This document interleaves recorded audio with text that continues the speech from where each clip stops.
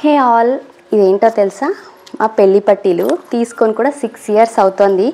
అప్పటి నుంచి ఇప్పటి వరకు మ్యాక్స్ టు మ్యాక్స్ ఒక 4-5 సార్లు వేసుకొని ఉంటాను అంతే. ఏదైనా పండగలు లేకపోతే స్పెషల్ అకేషన్స్ ఉన్నప్పుడు వీటికి పాలిష్ చేపించి వేసుకునేదాన్ని. ఇలా నలుపు తిరిగేస్తాయి కదా, మనం లోపల పెట్టేస్తే రెగ్యులర్గా వాడము.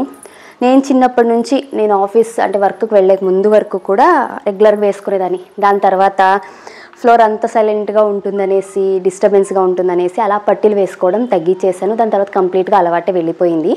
కానీ ధన్వి ప్రెగ్నెన్సీ టైంలో త్రూఅవుట్ 9 months నేను పట్టీలు వేసుకొని ఉన్నా. రెగ్యులర్ ఇవి కాదు, చిన్నవి వేరే ఉండేవి, అవి తెగిపోయాయి. ఇంకా దాని తర్వాత నుంచి వేసుకోలేదు.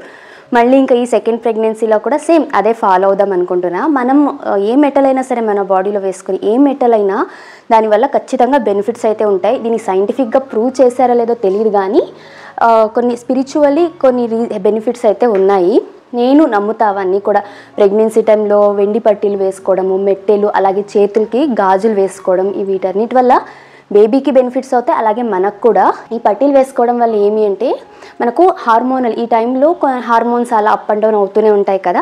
సో ఈ హార్మోనల్ రెగ్యులేషన్స్కి, మన ఎమోషనల్ కంట్రోల్కి, బ్లడ్ సర్క్యులేషన్కి ఇవి హెల్ప్ఫుల్ అవుతాయి. అలాగే ఆ సౌండ్, మనం పట్టీలు వేసుకుని నడిచేటప్పుడు సౌండ్ వస్తుంది కదా, దానివల్ల మనకు చాలా కామింగ్, అంటే స్ట్రెస్ అనేది తగ్గుతుంది. బేబీ కూడా ఆ సౌండ్ 5th month తర్వాత బేబీ వింటారు కదా, అప్పటి నుంచి ఆ సౌండ్ వినడం వల్ల బేబీకి కూడా అంటే వాళ్ళ బ్రెయిన్ డెవలప్మెంట్కి హెల్ప్ఫుల్ అవుతుంది అంటారు. ఇది ఎంతవరకు నిజం అబద్ధం అనేది పక్కన పెడితే, ఇవి వేసుకోవడం వల్ల నష్టం అయితే లేదు కదా, నేనైతే ఫాలో అవుతున్నాను. సో ఇవాళ అయితే ఇవి ఇచ్చేసి రెగ్యులర్ డైలీ వేర్ తీసుకుందామని అనుకుంటున్నాను. నాకు అలాగే ధన్వికి కూడా ఏవి తీసుకున్నాను ఏంటి అని నెక్స్ట్ వ్లాగ్లో షేర్ చేస్తాను. Bye bye.